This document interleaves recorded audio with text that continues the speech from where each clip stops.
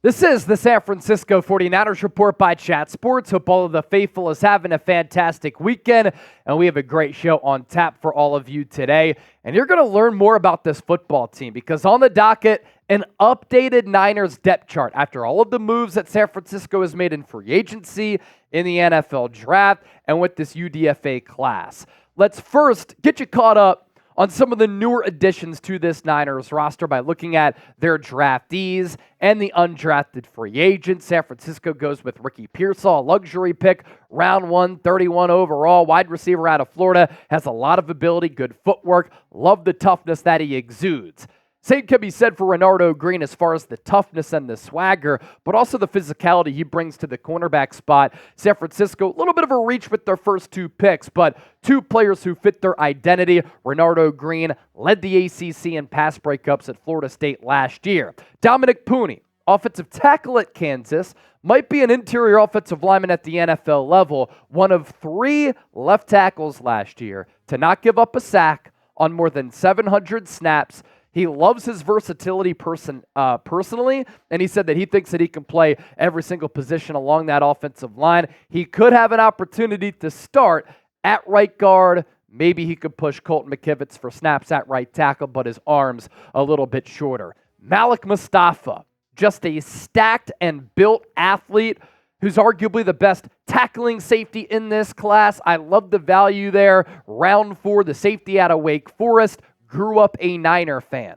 Isaac Guerendo. Some people like the pick, some people don't. I happen to like it. 6'3", 220 with 4.3 speed, one cut runner, a good pass protector, can catch the ball out of the backfield. I think that he could challenge Elijah Mitchell for RB2 snaps.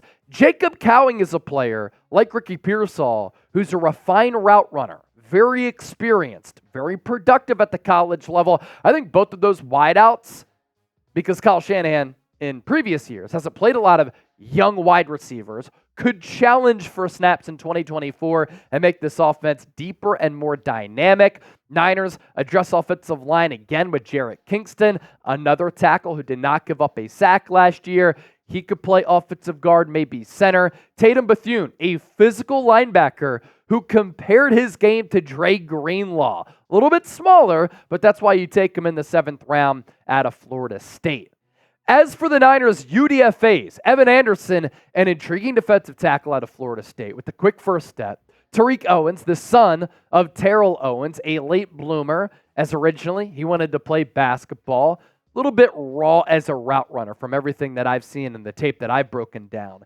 Cody Schrader, a fan favorite. The guy just grinds off the field and trying to improve his craft, but on the field, he grinds because his legs never stop moving, trying to get that extra yard. Jalen Mahoney, safety out of Vanderbilt. Briason Mays, a center out of Southern Miss by way of West Virginia. Tanner Mordecai, we're going to talk about him a little bit later this week. Talked about him with Ryan Hensley on his YouTube channel. I'm going to play that segment coming up on the Niners Report. And then Drake Nugent. Could he challenge Jake Brendel to be the team starting center? He started every game last year for the national champion Michigan Wolverines. Not a lot of losses on tape. Very good athlete and climbing to that 2nd and 3rd level. And then Mason Pline, another player who I'm excited to see, a tight end out of Furman, a former basketball player who started playing basketball at Ferris State, made the switch to playing tight end, and you can see that with how he goes up and gets the football. Now, by looking at the draft class, the UDFA class, we take a gander at the Niners depth chart. Every single player, offensively and defensively. Quarterback, set in stone. It's chalk here. I imagine Kyle Shanahan's going to go with 3 quarterbacks on the 53-man roster. Brock Purdy, your QB1, working off of what was a tremendous 2023. I think he can only continue to get better. Finally has a full offseason to work on his craft, hone the offense, work with his weapons, and he's not having to come back from a serious elbow surgery like he did last year. Josh Dobbs, a player who in a pinch can really master the offense. I think that's what drew Kyle Shanahan to him. Gets a few $1 million in guaranteed money from the Niners to be the backup. Brandon Allen and Tanner Mordecai, I think is going to be a training camp battle to see who gets the QB3 spot. Brandon Allen is a favorite of Shanahan, a former backup of Joe Burrow, but doesn't have the athletic upside of a Tanner Mordecai, who's athletic and has 4.4 running speed. To the running back position, Christian McCaffrey coming off a 2,000 all-purpose yard season. After him, though, this is a good poll question for the future. Who will have the second most rushing yards behind Christian McCaffrey at the running back spot? Don't cheat and tell me Deebo Samuel, because Elijah Mitchell has been injured a lot, productive, but injured. Then you have Isaac Guerendo, Jordan Mason, and Patrick Taylor as the backups. I wouldn't be surprised if any of those players make the 53, and you have to throw Kyle Juszczyk into the mix. If Elijah Mitchell cannot stay healthy, he's on the hot seat. If you haven't already done so, please make sure you subscribe to us here on the San Francisco 49ers Report. My goal every day is to give you entertaining, informative, insightful, thought-provoking Niners coverage, and that's a big reason why we're the biggest Niners channel on YouTube that covers this team on a news basis every single day. And as you can see, we are 386 people away from 133,000 subscribers. Hit that sub button and lock us in for daily and year-round coverage of this football team. I think if the Niners run it back with Brandon Aiyuk and Deebo Samuel, as well as Jauan Jennings, who's on that restricted free agent tag, they could have the deepest and best overall wide receiver room in the NFL, because you know what you have with your starting three: route runner, big play threat in Aiyuk, the explosive, dynamic, physical threat in Deebo Samuel, Mr. Reliable on the clutch downs in Jauan Jennings, where if he were to go to another team, I think that he would be highly productive because he would get ample opportunities to do that. But then, outside of those three, Ricky Pearsall, 31st overall pick. Jacob Cowing in the 4th round. Ronnie Bell popped in the preseason last year. Terique Owens, Chris Conley, Tay Martin, Trent Taylor, Danny Gray. It is going to be a battle to see which 5 or 6 wide receivers make this team. So this is a very deep wide receiver room. It's certainly a good issue to have.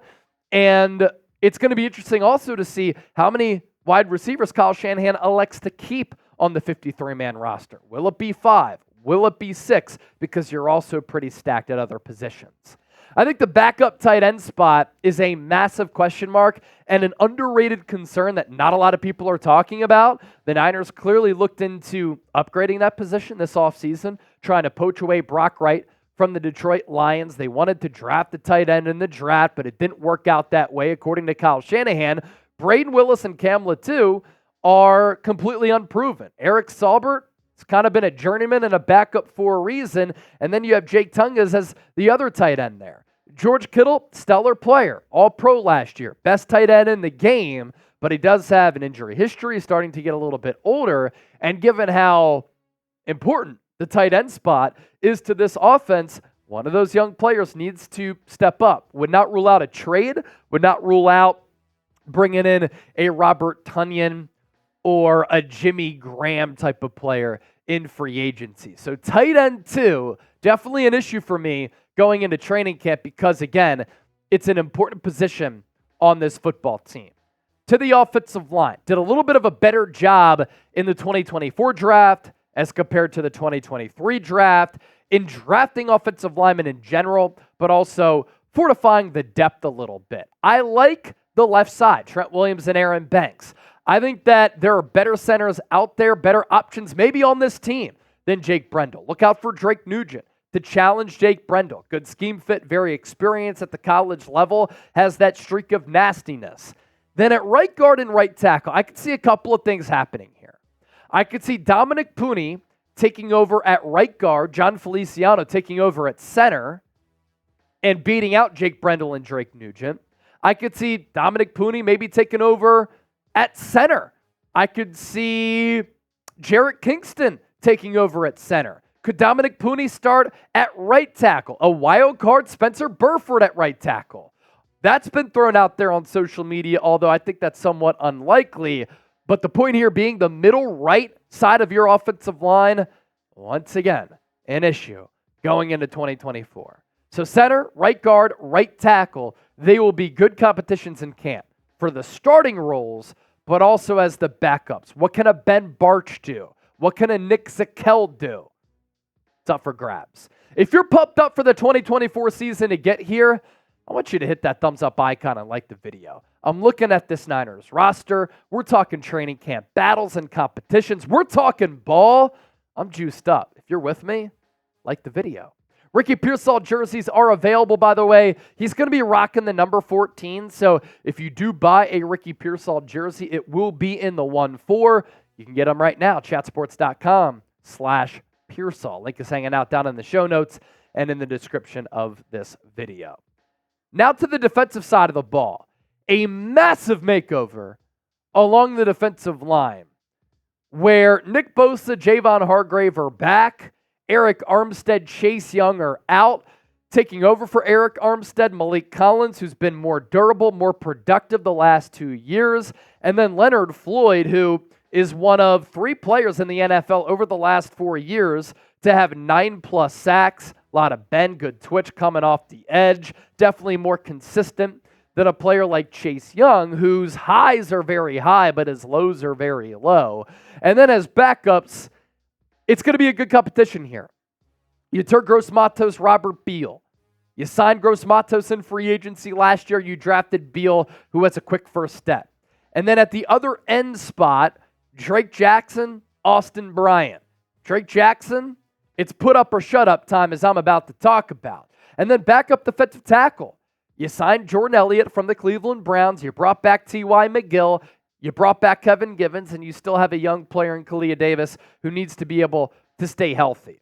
I think this defensive line in 2024 can be better than the one in 2023. Collins can be an upgrade over Armstead, and then Hargrave hopefully can rebound to what he did 2 years ago, which catapulted him to that 4-year, $84 million deal with San Francisco. With Drake Jackson, the ability's there, man. He's 23 years old. When he's played, he has had some sack production.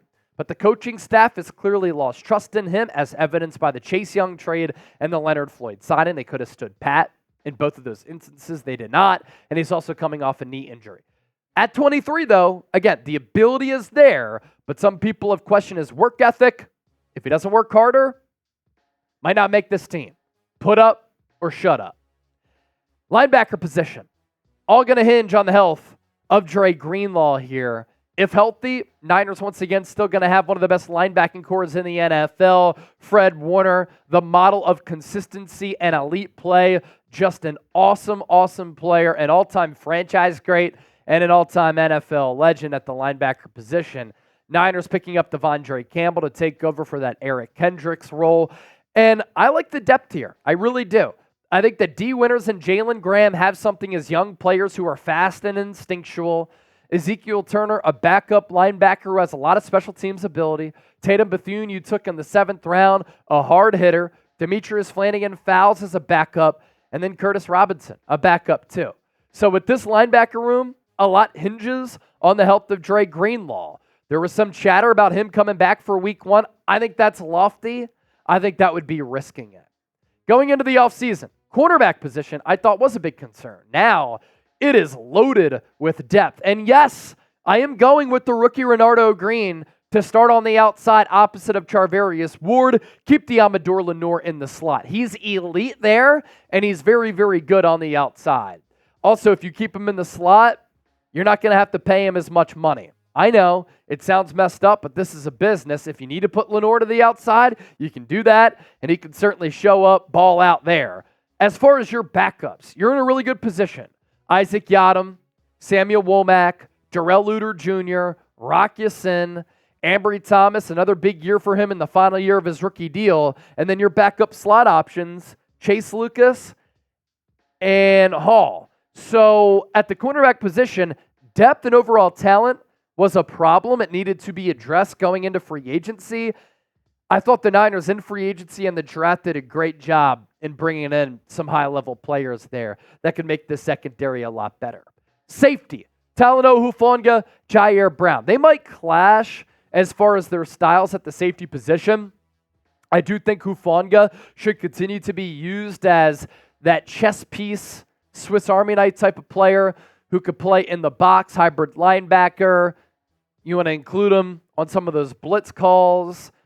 Not really good option for the slot consistently because he's a little bit slow, but is just an instinctual player with a good feel for the game. Jair Brown, in that case, can be your deep safety, although he does have a lot of the same qualities as Talanoa Hufanga. Malik Mustafa can be used anywhere. Eric Harris, more of a special teams player. George Odom, a very good special teams player. That's why he got that contract given to him. And then Taylor Hawkins, he'll be fighting for a roster spot. Niners specialists, Jake Moody. All things considered, I know he got the kick blocked in the Super Bowl, and it ended up proving costly.